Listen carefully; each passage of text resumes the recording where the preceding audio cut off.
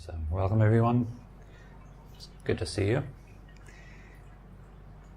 Now, we are currently discussing meditation practice stage by stage. This is the 21st episode today. So far we have covered the 3 preparations. We have covered the first stage, which is all about settling, relaxing the body. Second stage, which is all about present moment awareness. Third stage, which is all about silence, the absence of talking to yourself. The fourth stage, which is about stability or stillness, coming to a standstill in your mind by using the breath. And from then on, we've been discussing various tools, different kind of things that you can do or think about that will help you to stabilize the mind further, to go deeper. And so today we talk a little bit about the tool of virtue and building your character, which is one of the most basic, yet one of the most profound tools. And also, unfortunately, one of the most overlooked tools.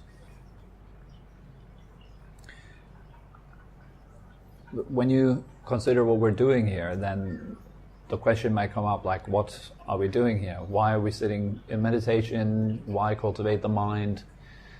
And so forth. And these are all good questions. I would encourage you to ask these questions to yourself more often.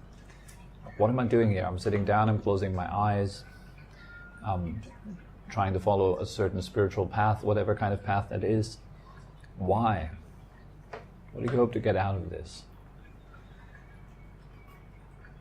What is it that we do in every moment? For example, if you observe your inner actions, what you do in each moment as you meditate, then you will notice quickly that there is a certain scheme there that keeps repeating itself. It's the searching for pleasure, comfort, happiness, and it's the trying to avoiding of suffering, escaping suffering, chasing happiness. And this keeps going on all the time in the mind. For those of you who are still in meditation right now, please have a look at that. Notice how you direct your mind and what is happening inside of your mind right now at that very moment, or in your body, the very fine micro adjustments that you constantly have in your body, trying to stay comfortable. That's exactly what I'm talking about. So trying to be comfortable, trying to be at ease within ourselves, trying to avoid suffering. All boils down to that. Now, what is suffering? Well, there's many examples certainly that can be given of suffering, right, that you are all very familiar with.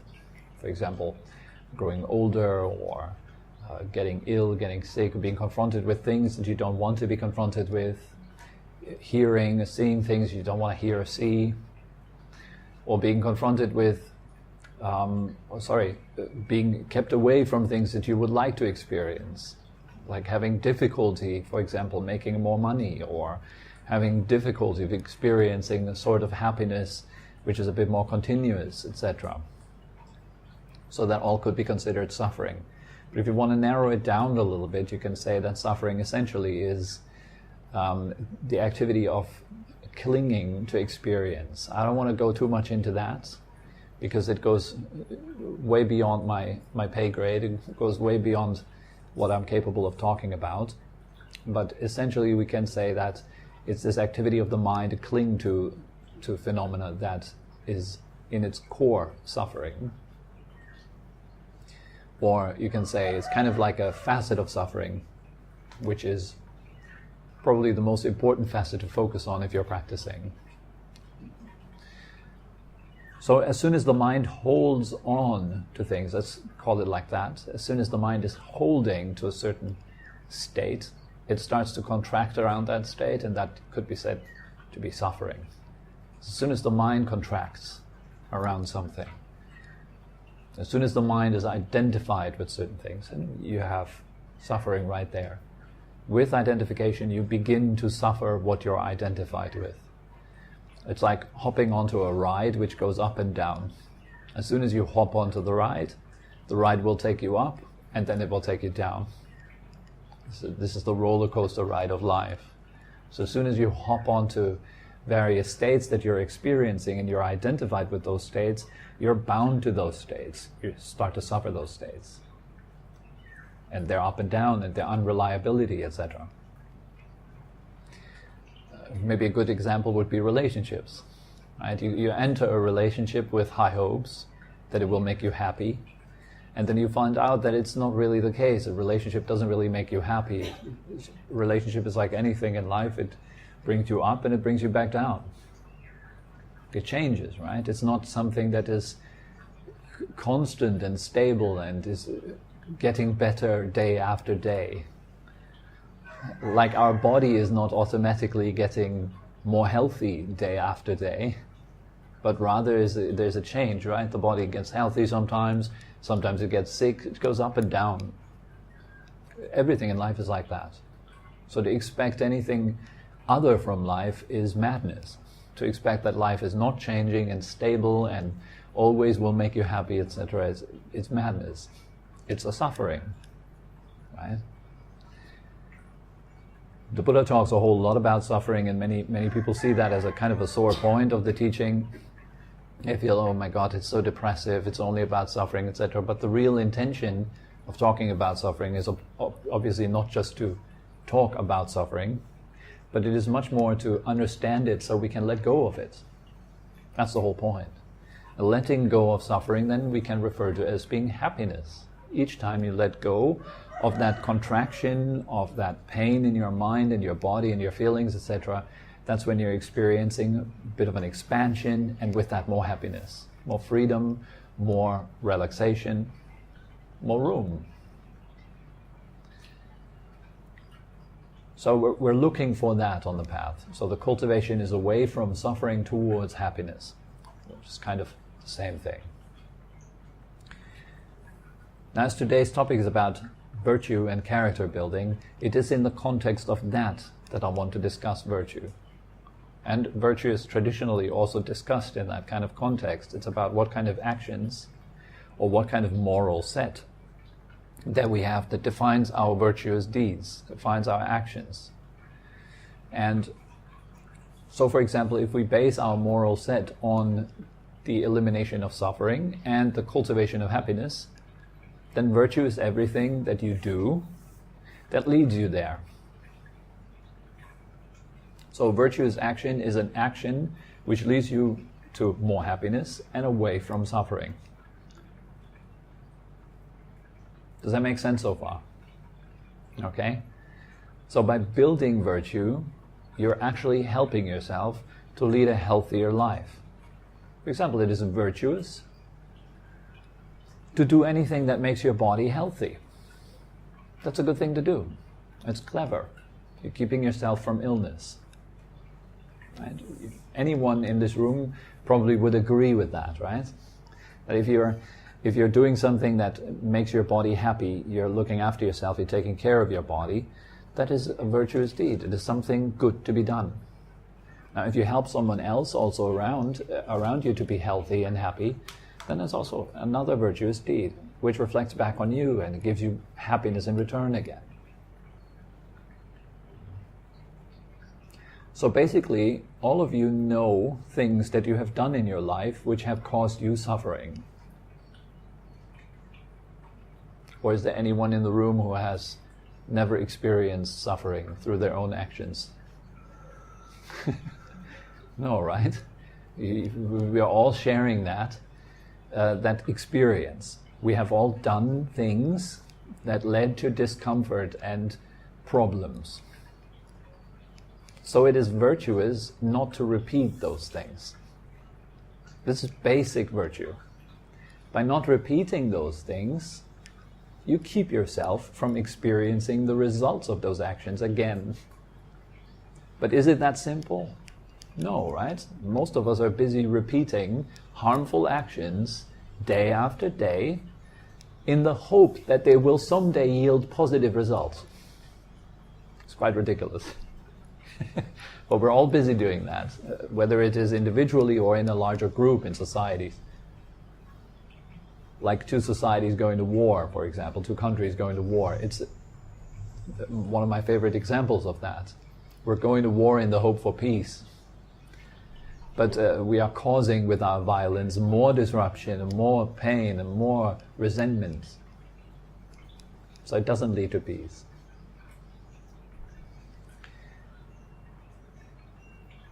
So there's probably many examples of actions in your life that you're doing up to today, that you're doing again and again, even though you know it doesn't make you feel particularly good about yourself.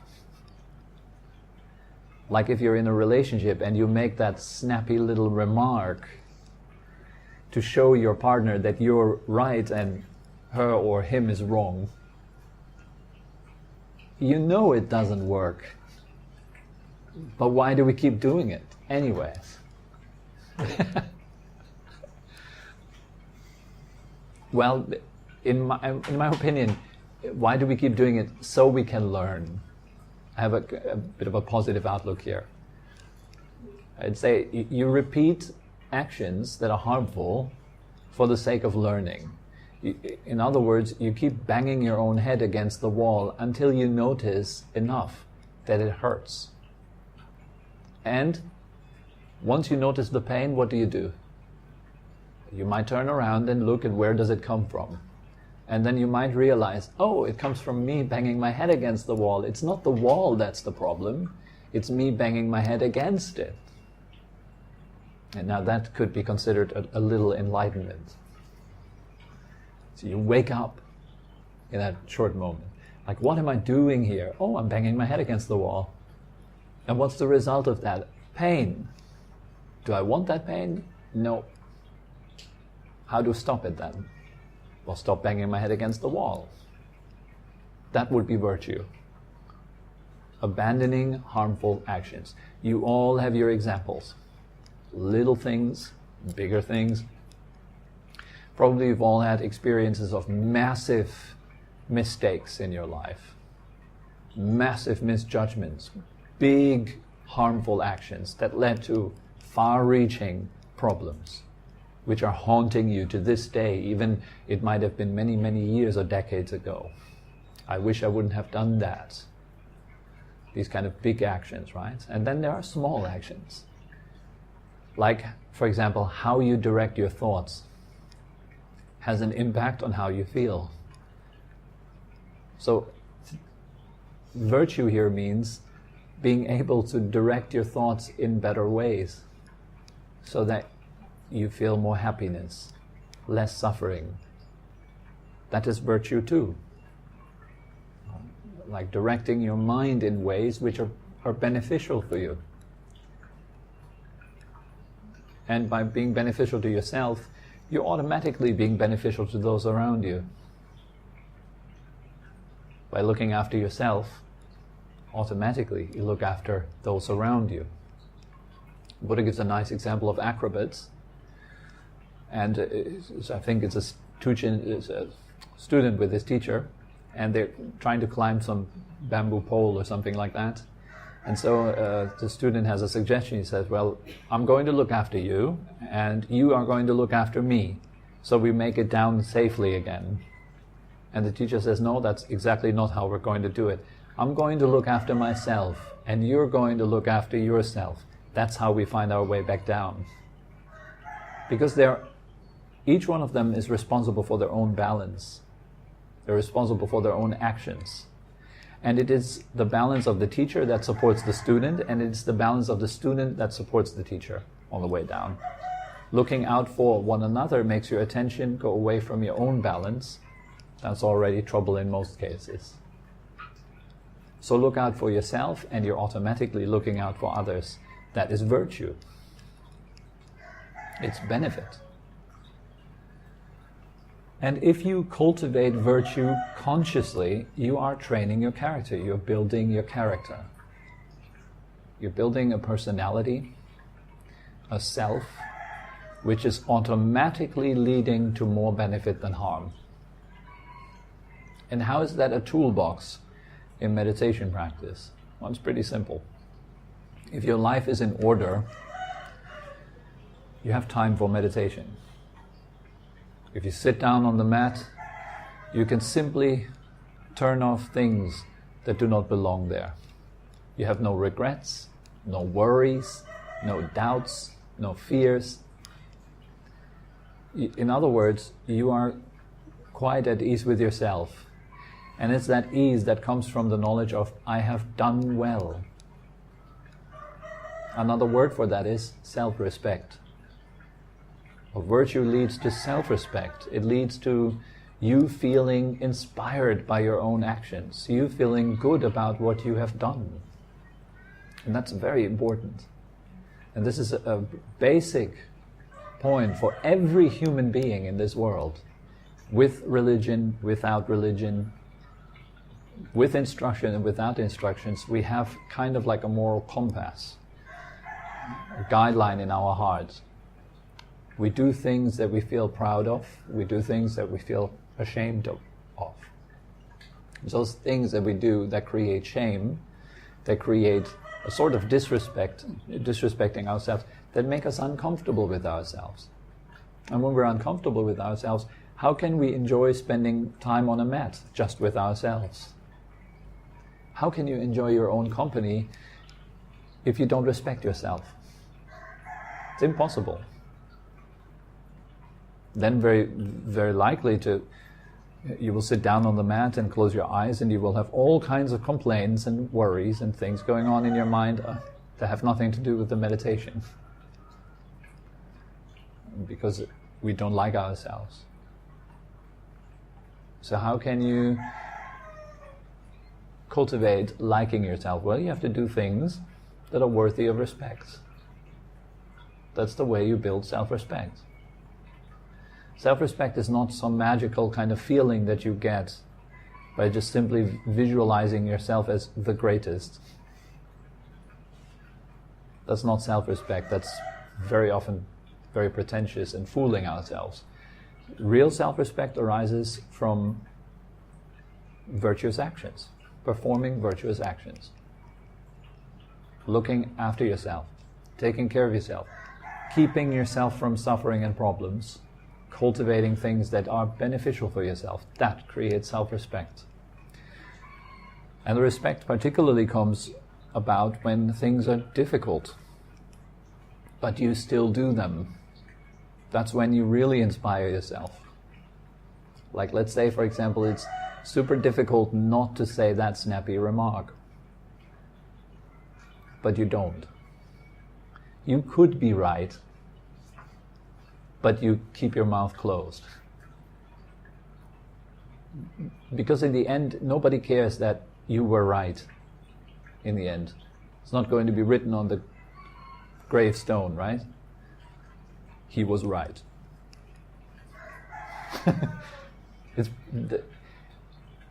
Being right very often is just fuel for more resentments and more problems. Asking questions, much better option. I'm not saying that we should agree with wrong things, but it helps to ask questions rather than making statements of I am right, you are wrong, so that we can understand what's really at stake, what's really at play here. And by understanding it, then we can change course and direction cleverly, skillfully. That gives rise to self-respect. It's not easy. Like if you warn someone, don't do this, don't go there, and they still go there and they fall down. And then you tell, I told you.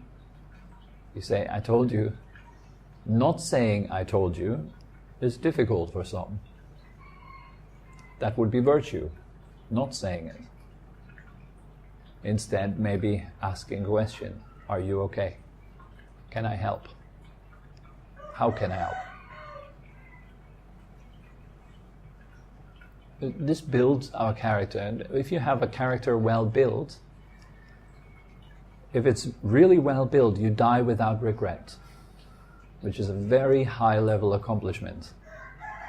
Many of us tend to say these kind of things, and of course the words of saying like, I would die without regret, it's very easy to say that, because it's just words. But being in the actual situation of going into death, and then making that statement, still, I'm free from regrets. And I'm certain about that. That is quite an accomplishment. There's a great saint in Tibet. His name is Milarepa.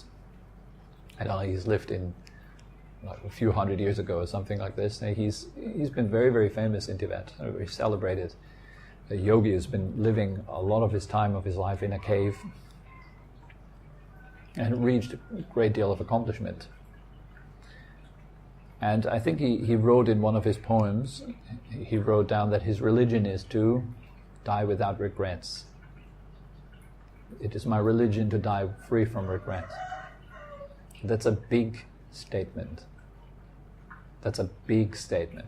It's really big.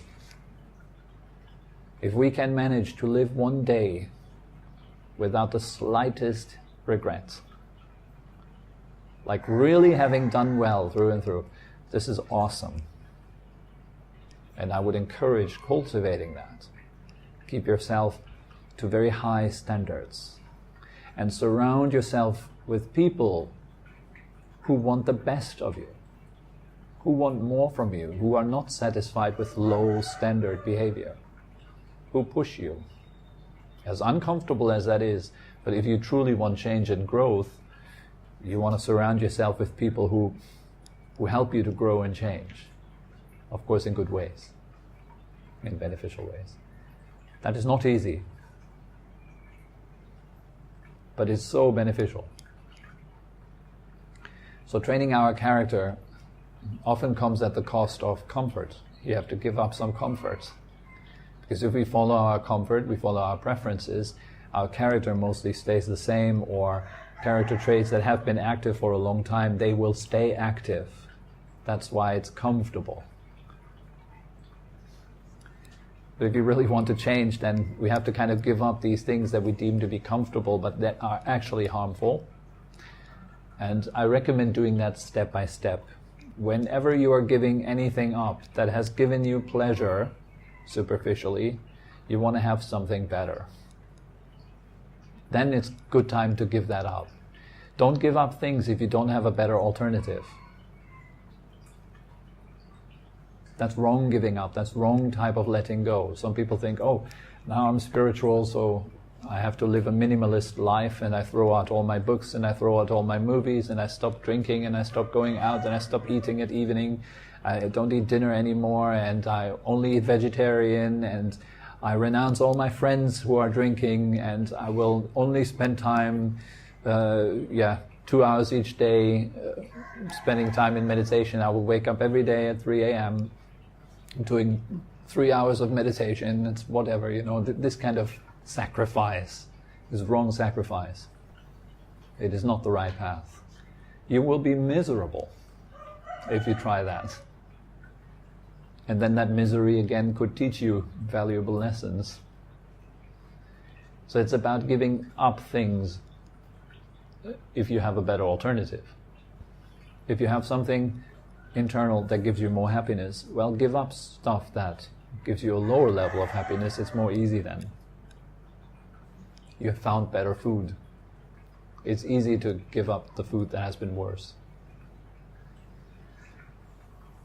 Okay, so yes, basically virtue is about that. Give up what is harming you, cultivate what is benefiting you.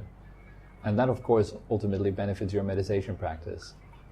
In other words, really, get your life in order so that meditation actually has a chance. That's what most people need to focus on, in my opinion.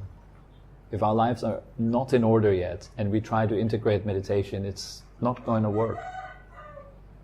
It might make you a bit more calm and whatnot, but it's not really taking off. It can't. If meditation really wants to take off, it has to fit into the right structure. One more thing I'm going to say is, think of meditation, or think of your life as a vessel. If there is even the slightest amount of poison in that vessel, you can pour in all the nice water in the world, but it will not be drinkable if there's even the slightest amount of poison. You wouldn't drink it, right? So first, before you pour in the water, make sure that the vessel is clean. The vessel is life, or your character, you as a person. if that is clean, in other words, if you feel self-respect, if you feel okay with yourself and you're actually doing well, it'll be much more easy to go deeply into meditation, be at peace with yourself. And those powers that are cleaning the vessel are definitely kindness, compassion, truthfulness, generosity, etc. There are a few of those things that we can practice. Patience, for example. That will clean the vessel. Maybe we can discuss the various, they're called perfections, the paramis, at another kind of session. But these are all tools that will help you to clean the vessel. They build power for meditation practice. Okay, so that's all that comes to mind for today. Are there any questions? Oh, sorry, I actually have a question, because I encouraged you guys to send them to me, and I actually got a request from Sinit, I don't know exactly how to pronounce the name, Sinit. So he says, I have a couple of questions that I was hoping you could answer on a Tuesday morning session. So here we go. Today we're talking about trying to focus on the breath during everyday goings on. Is the end game to be focusing on the breath 100% of the time? This seems impractical. Sometimes we need to think about things. Or is we trying to focus on the breath and think at the same time? Or are we trying to focus on the breath and think at the same time? Okay, so that's the first question. Keep it practical. Trying to focus on the breath 100% at the time is so out of our league that it's not worth discussing it even. But trying to focus on the breath a little bit more will do you no harm. Being a little bit more calm during daily life is wonderful.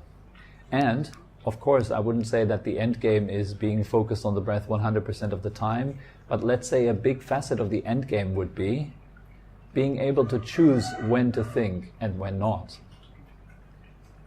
Yes? Can you do that right now? Like at 2 a.m. at night when you're in your bed, can you choose not to think and just go back to sleep? If that is not possible, then still there's basic work to be done, right? So it's really important to stay with our current set of skill. Because I have no idea what the end game is, to be honest. I don't know. I'm quite focused on this moment and see what is it that works right now to keep me calm, centered, and kind. And I would agree, it seems impractical to be focused 100% of the time on the breath. You would stop functioning. If you were focused 100% of the time on the breath, your senses would shut down.